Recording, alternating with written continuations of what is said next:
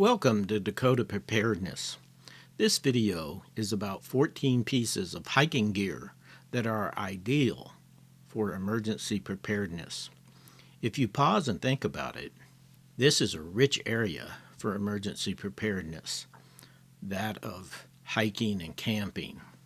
When you hike 5, 10, 15, 20 miles, you have to be self-reliant. You have to be self-contained with the gear that you have to deal with whatever comes your way.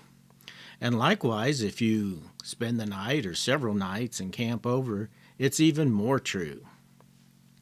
Now, even car camping in a prepared campsite can also be a drill, especially for younger children, to learn about how to be self-sufficient and not have all the comforts of home.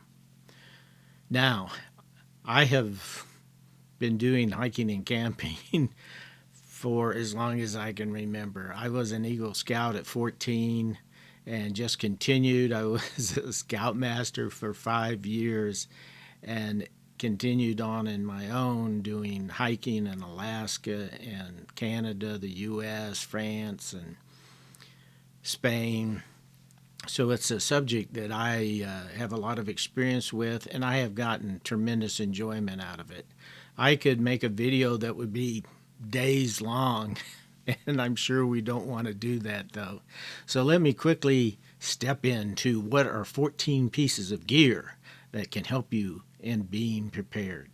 Number one is have good footwear. Now, I have tried all sorts of brands and shapes of shoes, and what I have settled down on for walking shoes, everyday walking shoes, not just hiking, is the Merrell brand Moab 3 Tactical that sells for $119.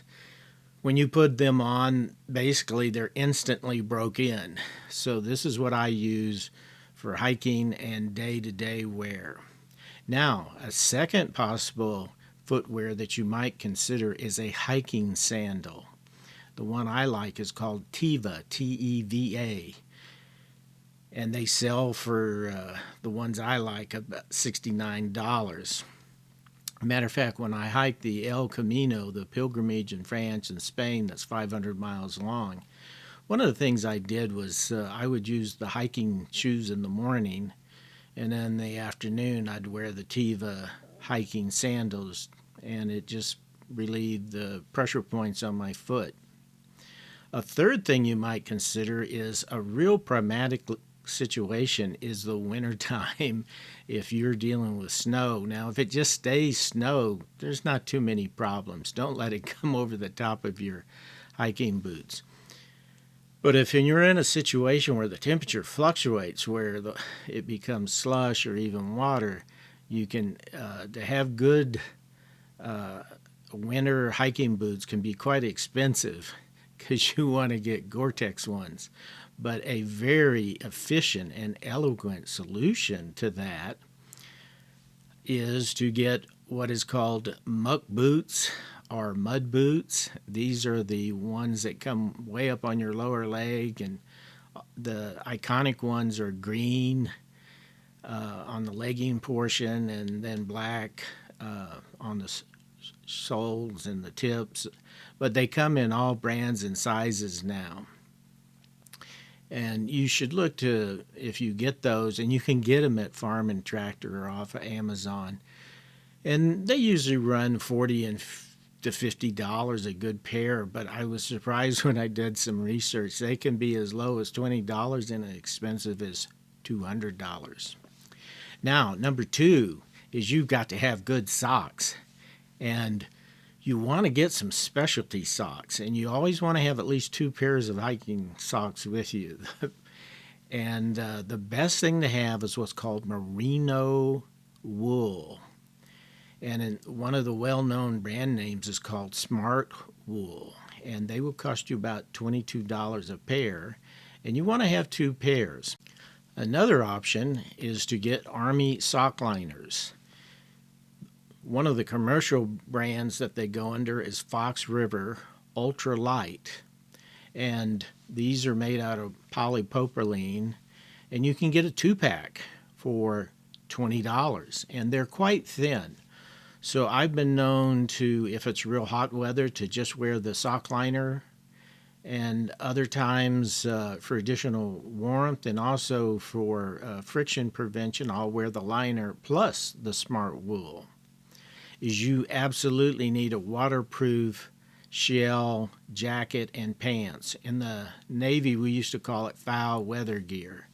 And there's all sorts of brands that provide this at different weights. The one that I particularly like is the Army official Gore-Tex parka, rainproof pants and top. And the parka will run you around $271 and the pants about $59. But this has taken me through many of a bad storm where I've worn them all day long, been rained on all day, and they just work perfectly. Now, for hunting, I have a top and bottom that's much thicker, and I bought them at Cabela's.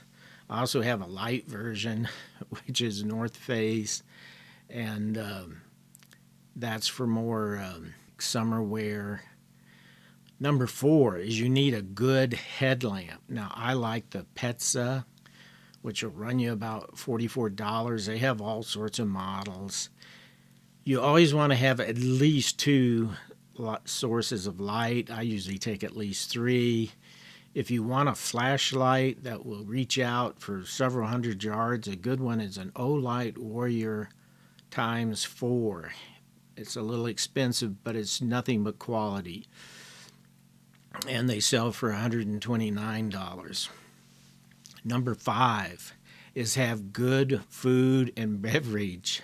Now, I made a mistake not over a few camping trips or a few years, but several decades of utilizing MREs. Now, I would take like a foil pack of vegetables with either chicken or hamburger or steak and cook that over the wood fire the first night, and I would have some fruit and vegetables, but then I would use MREs. Well, I'm here to tell you, in my humble opinion, they're not the best. Now, what would you do today? Well, I think you should try to stay with fresh food as long as you can. The apples, pears, oranges, have a foil pack. If you're hiking all day, you will want to carb up, so having spaghetti or macaroni and cheese is good. The bush baked beans are always great. So try to have good food. One of the things I noticed on the El Camino, the 500-mile hike I took in Europe, was for the first 5 days, and now keep in mind I was older when I did this, every muscle in my body hurt, and I just lived on Advil for 5 days. But I found after 5 days I started getting stronger, and by the 14th day I felt like a 35-year-old, even though I was in my late 50s.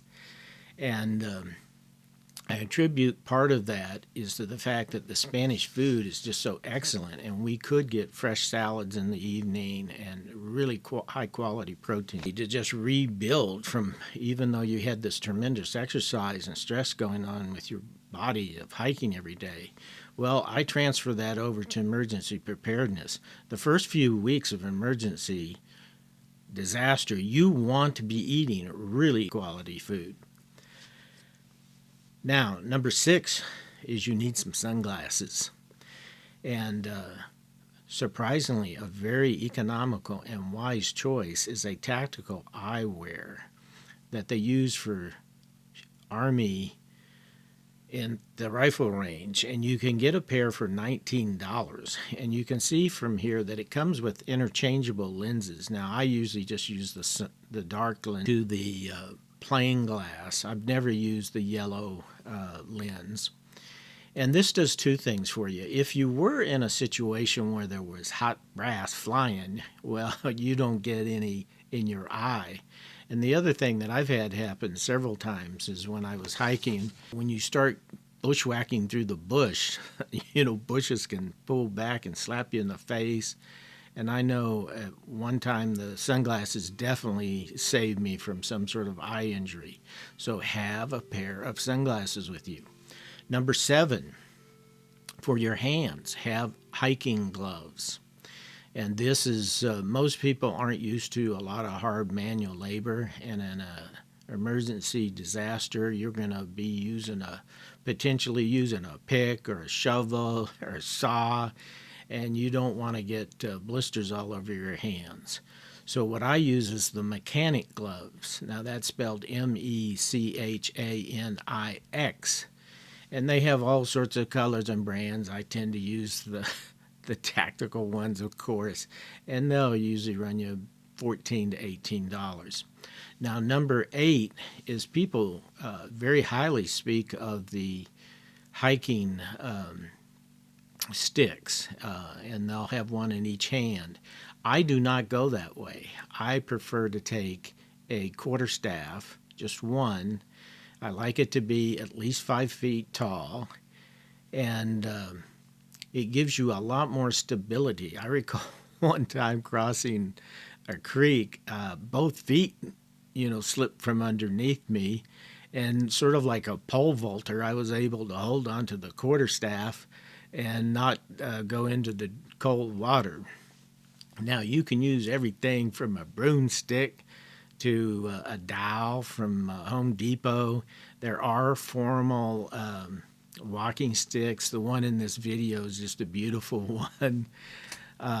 Now, a little trick that you can do if you're in an area that maybe you're not allowed to carry a gun is Cold Steel, which is a company, sells a product called a Bushman knife. Now, you want the regular one. They sell another brand that's called a Bowie Bushman, and it has wider. The blade is wider, and it's an excellent knife. I have one of those, but I like the regular Bushman, which sells for $23. Well, the handle is hollow.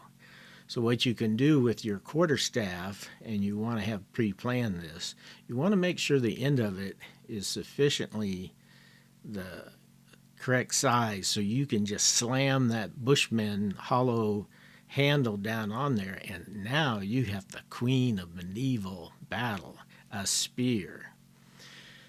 Number 9 is you want to have a good custom first aid kit. Now, a couple key things you want to have there. You want to have some Advil.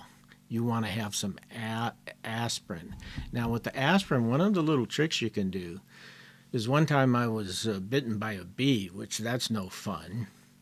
But if you take an aspirin and you just kind of chew it up in your mouth and make a little paste and then wipe it all, apply it to the bee sting for several hours, you'll be just fine. It has a anesthesia type effect.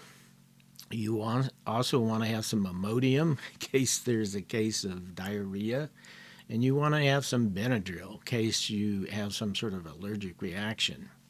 Now, I would also suggest to you that you're out on that hiking trail, help may be a long way away, so you need to prepare for some significant emergencies. So one is to carry a couple Israeli bandages.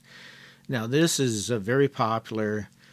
They're excellent compression bandages. They were meant for gunshot wounds, the Israeli army, but they will also work excellent for a cut by a knife or an axe. And you should get watch some videos on how to apply those. And I would suggest you carry 2. Potentially you could have the entry wound and then an exit wound that's in a different part of your body. You also want what's called a CAT tourniquet. And, sometimes you get around these combat medics who served in the Middle East and they want you to have like a half a dozen of them. Well, you do need that if there's a potential of a improvised explosive device blowing up under your car, but usually that's not the case. So you just need one CAT tourniquet. They cost about $32, and there are counterfeit cats out there. So expect to pay $25, $30, $35 for them. If it's too much of a bargain, it may be a counterfeit. Also, carry some compressed gauze with you, and you can get this for very inexpensively, several packets of it for $8. Also, carry some compression flux tape so that you can apply the gauze and give additional support to certain joints if you had to, and that's called flex tape, and you can get that at Walmart. It's very inexpensive. Number 10 is, of course, you're going to need a water filter. Now, I'm introducing a new water filter here for you. It's the Sawyer personal filter.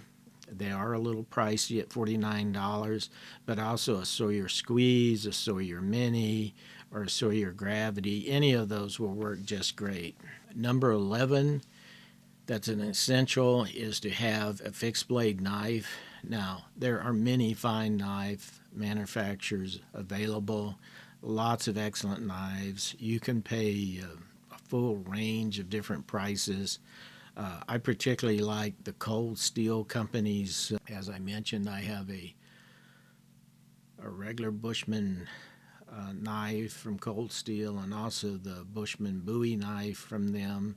But the one that number one knife that I would take hiking is a Gerber Strong Arm, and they sell for about $85. It just feels perfect in your hand. The grip is tremendous. The blade is excellent. Number 12, you need a way to start a fire. Well, a good way is a couple Bic lighters, but you also want a way that however wet it gets, it'll still work. So there's what's called a ferro rod, and I like the larger ones. The one depicted here sells for $16, and you simply take a piece of metal and you scrape it on the ferro rod, and it'll start sparking for you.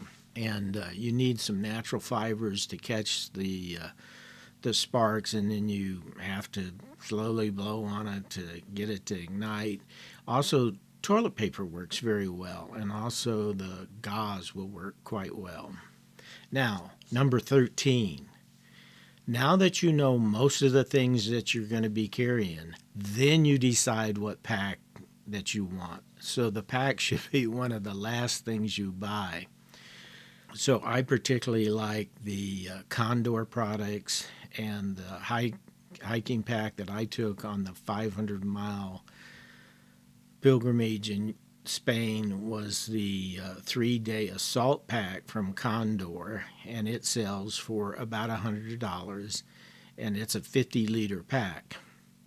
But like a lot of hikers, I probably have 6 or 7 packs, and I pick and choose depending on the purpose and the length of the hike. Number 14 is, okay, call me old school, but I like to take a paper copy of a map with me along with a compass. And a Boy Scout compass is an excellent compass. They sell for $8, but there's lots of good compasses. But I like the Boy Scout one. I don't know if that's just nostalgia or what, but it's an excellent compass in and of itself. Now, in the county that I live in, there's a lot of national forest around my cabin, so I simply went to the National Forest Office, told them where I lived, and purchased the geographical maps for the area. There's lots of mapping services, some of them free, and you just print off a hard copy. And if you hike in the area very long at all, you really don't need the map. So those are 14 items that you could find very helpful in an emergency situation. Now, it's not all encompassing. Matter of fact, a website I would direct you to for someone who just specializes in camping and hiking products is called Dose of Dirt. And this guy is an absolute expert. He's very analytical. He has a wonderful sense of humor. And he has an extensive gear review about hiking and camping. So I would strongly advocate if you want to do more research to at least look at his site. And there are a number of really good hiking and camping websites on YouTube.